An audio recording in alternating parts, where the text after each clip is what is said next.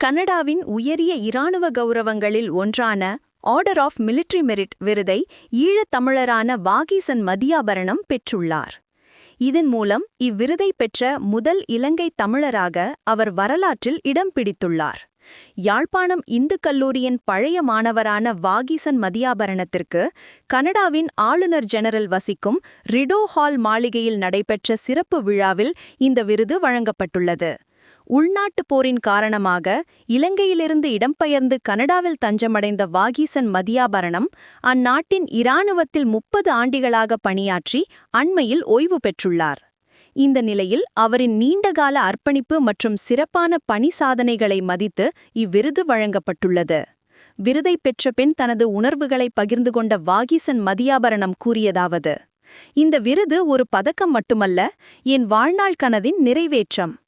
ஏதிலியாக வந்த ஒரு தமிழ் இளைஞன் கனடா என்ற தேசத்திற்கு பணியாற்றி இன்று அதன் உயரிய மரியாதையை பெறுவது பெருமை என்று நெகிழ்ச்சியுடன் தெரிவித்துள்ளார்.